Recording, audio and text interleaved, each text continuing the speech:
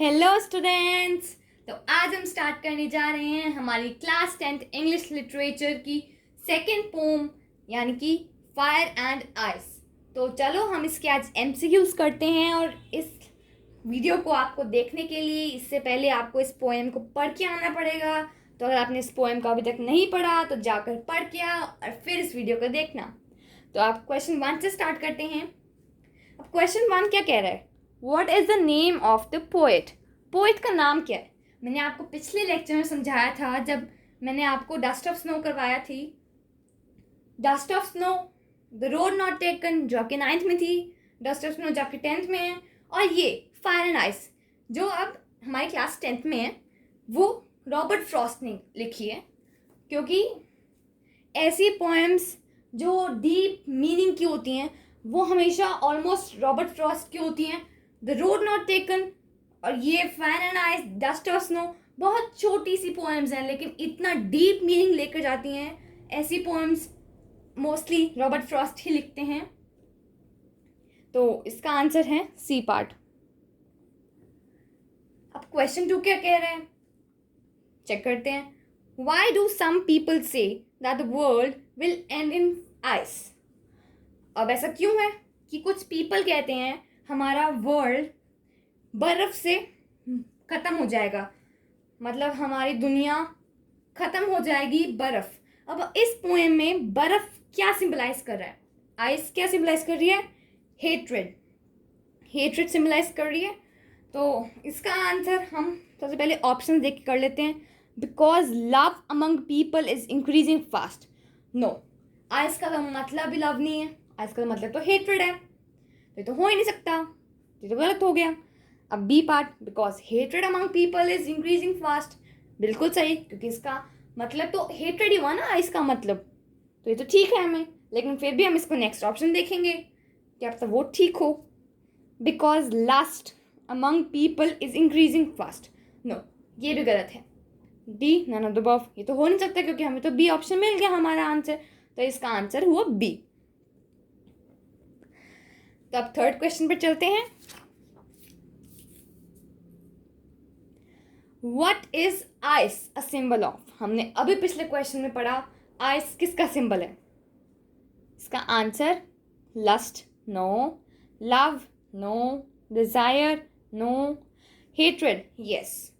Hatred यानी कि नफरत, लव यानी कि प्यार, डिजायर यानी कि इच्छा।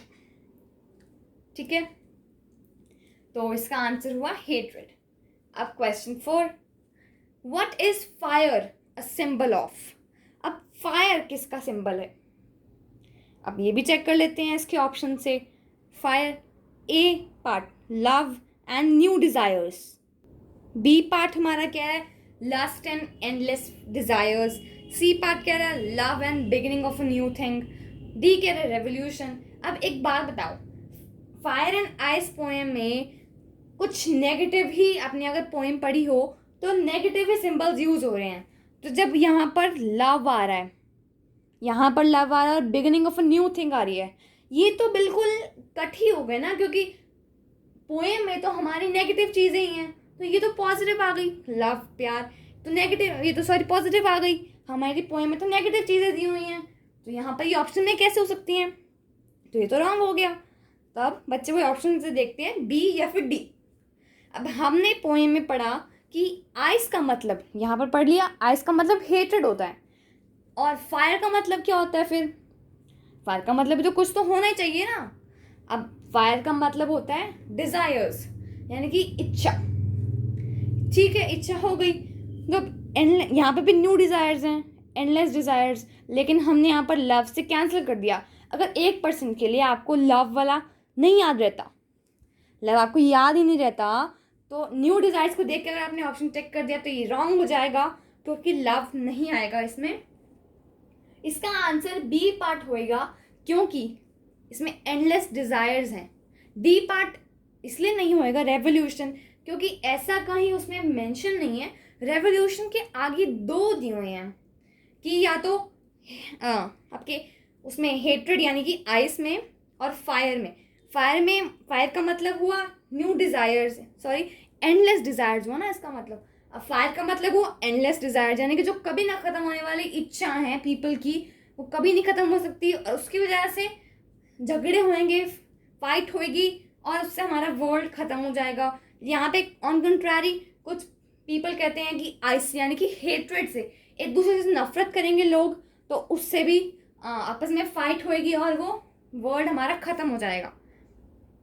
अब यहाँ पर रेवोल्यूशन तो नहीं कह सकते, फायर तो हमारे डिजायर्स को मेन डिनोट करती है, यानी कि जो हमारी इच्छा है, तो रेवोल्यूशन तो नहीं आएगा। Love and beginning of new thing, ये भी नहीं आएगा। लव एंड न्यू डिजायर्स, ये भी नहीं आएगा। Lust and endless desires.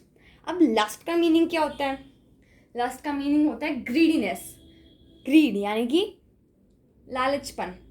तो मतलब ये भी आ जाए, वो भी आ जाए, सब कुछ आ जाए मेरे पास, तो ये होता है लस्ट, यानी कि ग्रीड होता है किसी के अंदर, ग्रीड लालच होता है ना जो किसी के अंदर, वैसे यहाँ पर बात हो रही है।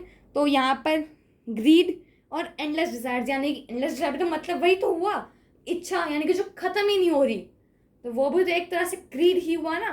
तो ये दोनों लास्ट एंड एंडलेस डिजायर्स एक ऑप्शन को रिप्रेजेंट कर रही है और ये फायर को रिप्रेजेंट कर रहा है, तो इसका आंसर क्या हुआ? B part. अब क्वेश्चन 5 देखते हैं। अब क्वेश्चन 5 क्या कह रहा है ये देख लेते हैं। Where has he use personification.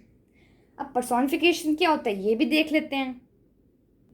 अब पर्सोनिफिकेशन ये होता है कि हम किसी भी ऑब्जेक्ट को, यानी कि किसी भी ऑब्जेक्ट को फीलिंग दे दें। इस टर्म्स में जब हम पोएम की बात करते हैं तो फीलिंग दे दें, या फिर किसी ऑब्जेक्ट को अगर हम सिंपल टर्म्स में बात करते हैं, किसी ऑब्जेक्ट को एक ह्यूमन वाली चीज़ दे देते हैं। मान लो कि हम उस ऑब्जेक्ट को फील करें, मतलब सोचें कि मान लो अगर हम पेन को उठाकर फेंकें तो हम ये सोचेंगे, अगर कुछ लोग सोचते भी हैं ऐसे कि पेन को फेंकेंगे तो क्या पेन को दर्द नहीं होती, तो वो होता है पर्सोनिफिकेशन। यहाँ पर ये पर्सोनिफिकेशन ये कह रहा है कि फायर, आइस, अर्थ, ये बोथ 1 and 2। अब यहाँ पर पर्सोनिफिकेशन यानी कि किसी चीज़ को फीलिंग्स दे देना। यहाँ पर हमने सबको फीलिंग्स दी हैं, इस आइस को भी फीलिंग दी हमने, इस फायर को भी फीलिंग दी। फीलिंग दी किस चीज़ की? फायर को। हमने आइस को किस चीज़ की दी? हेट्रेड की। और फायर को डिज़ायर्स की। तो यहाँ पर इसका आंसर हुआ डी पार्ट, यानी कि बोथ। इसका आंसर हुआ डी। अब क्वेश्चन 6 देखते हैं। Name the poetic device use in the line some say the world will end in fire. तो अब इसका देख लेते हैं। मेटाफर नहीं हो सकता, अलिट्रेशन, कोई कॉन्सोनेंट साउंड रिपीट नहीं हो रही है इसमें, ऑक्सीमोरन नहीं हो सकता, और इमेजरी ये क्या होता है? अभी जैसे मैंने आपको बताया पर्सोनिफिकेशन, ऐसी इमेजरी भी होता है इमेजिनेशन करना किसी चीज़ का, जैसे आप दिमाग में इमेजिनेशन कर लेते हो कि अगर मैं आपको बताऊँ, एक छोटी सी स्टोरी सुनाऊँ कि देखो वहाँ पर चिल्ड्रन, आपके दिमाग में सोचो, अपनी आइज क्लोज करो और सोचो कि एक पार्क में, जो भी आपको अभी तक आपने पार्क देखा है, आप उसी में इमेजिन करते हो। उस पार्क पर इतने सारे बच्चे खेल रहे हैं, वहाँ पर एक स्लाइडिंग लगी हुई है, वहाँ पर बच्चे स्लाइड कर रहे हैं, ऐसे बहुत सारे बैडमिंटन खेल रहे हैं, आप ऐसे बोल सकते हो। ऐसे जितना भी मैं आपको बोलूँ आप इमेजिन कर सकते हो। ये जो पावर है वो उसको हम पोएट्री डिवाइस में बोल देते हैं इमेजरी। तो इसका आंसर है यहाँ पर इमेजनरी, बिकॉज यहाँ पर लिखा हुआ है सम say the world will end in fire. ये भी एक इमेजिनेशन ही तो है कि कुछ पीपल कह रहे हैं, कुछ पर्सन्स कह रहे हैं कि हमारी वर्ल्ड यानी कि हमारी अर्थ फायर से, यानी कि डिज़ायर से, एंडलेस डिज़ायर से हमारी अर्थ खत्म हो जाएगी। तो ये भी तो एक इमेजिनेशन ही है ना, तो इसका आंसर हुआ बी पार्ट। ठीक है, अब क्वेश्चन 7 देखते हैं। अब 7th का आंसर क्या है? What is the rhyme scheme of the poem. अब राइम स्कीम आपको जाके अपनी उस पर पोएम पर जाके देखनी होगी, उनके लास्ट वर्ड्स को देखना होगा। अब जैसे मैंने आपको पहले वाले में बताया था हार्ट एंड पार्ट, मैंने आपको प्रीवियस वीडियो में बताया था डस्ट ऑफ स्नो की, has given my heart and saved some part. Heart and part, अगर मान लो आपकी ये पोएम की फर्स्ट ऐसी सेम रिपीटिशन है, ये इसको हम बोलते हैं तो एलिट्रेशन।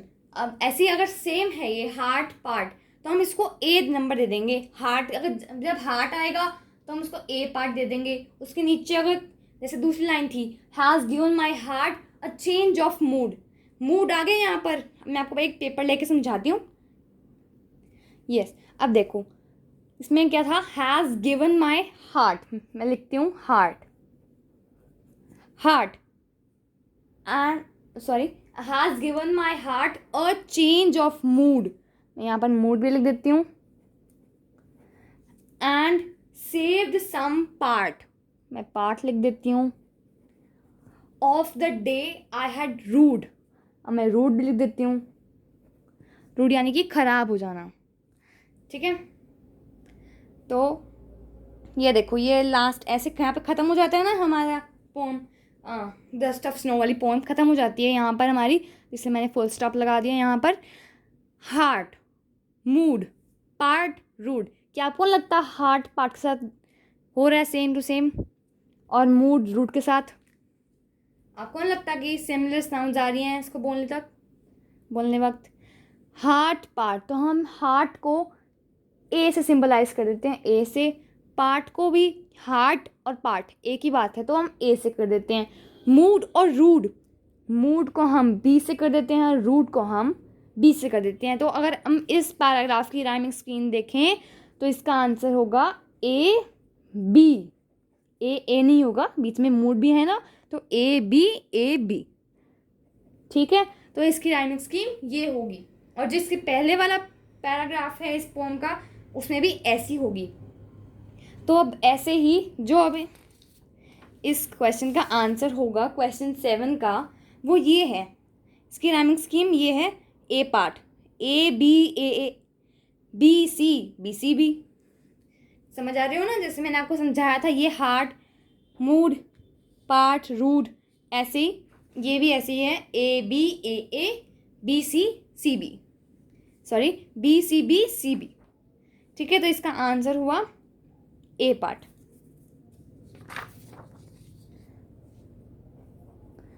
ठीक है, अब नेक्स्ट क्वेश्चन देख लेते हैं, 8th question. What would suffice if the world were to perish twice? अब 8th क्वेश्चन ये कह रहा है कि हमारे अगर वर्ल्ड को 2 बार ख़त्म होना हो तो ऐसी क्या चीज़ें हैं जो 2 बार हमारे वर्ल्ड को ख़त्म कर सकती हैं?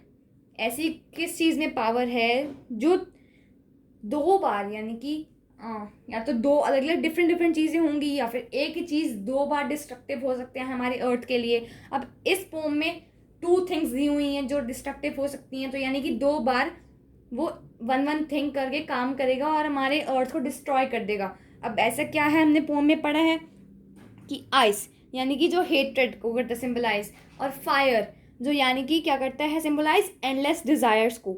वो दोनों यानी कि hatred and endless desires symbolize करते हैं हमारी अर्थ को डिस्ट्रक्टिव, वो करते रिप्रेजेंट करते हैं ना कि वो हमारी अर्थ को डिस्ट्रॉय कर सकते हैं।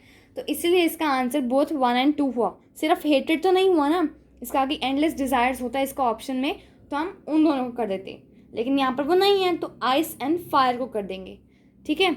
और पोम में भी हमारे ये पूछा हुआ है कि हमारे पोम में तो सिंपल ये नहीं बोला हुआ है ना कि हेट्रेड और एंडलेस डिज़ायर्स हैं, वो तो इन्होंने सिर्फ मीनिंग समझाया हुआ कि आइस का मतलब यहाँ पर हेट्रेड है और फायर का मतलब यहाँ पर एंडलेस डिज़ायर्स हैं। तो इसका आंसर आइस एंड फायर हुआ, यानी कि डी पार्ट, बोथ 1 और 2। तो इसका आंसर हुआ डी पार्ट।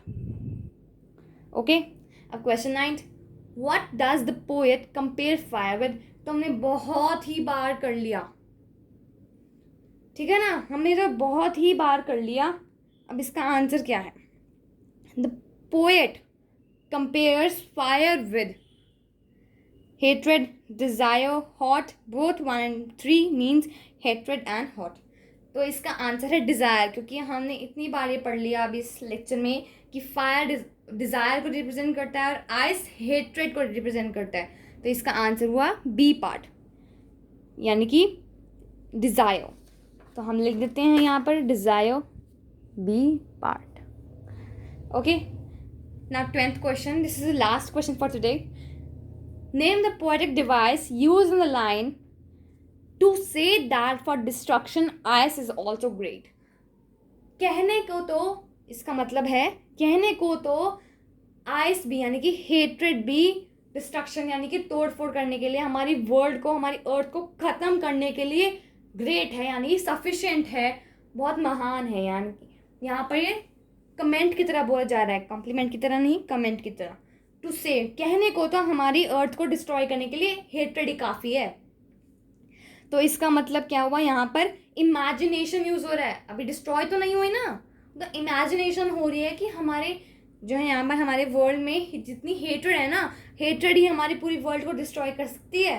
तो इसका यहाँ पर सीधा सीधा पता चलता है, बाकी ऑप्शन में देखने की जरूरत ही नहीं है, इमेजरी तो देखते देखते ही पता चल रहा है कि इमेजिनेशन कर रखी है पूरी, तो इसका मतलब इमेजरी। तो आई होप आपको ये सारे MCQ समझ आ गए होंगे, और कुछ नहीं समझ आए तो आप प्लीज़ कमेंट करें, आपको आपके कमेंट्स का रिप्लाई ज़रूर मिलेगा और आप अपने वहाँ पे डाउट्स क्लियर कर सकते हैं। और अपनी इस वीडियो को अपने फ्रेंड्स को रेफ़र करें ताकि वो भी ज़्यादा से ज़्यादा इन क्वेश्चंस को देखें और समझें, क्योंकि बहुत बच्चे इन क्वेश्चंस को गलत कर देते हैं। तो थैंक यू स्टूडेंट्स मेरी वीडियो को देखने के लिए। Bye bye, see you all in next video.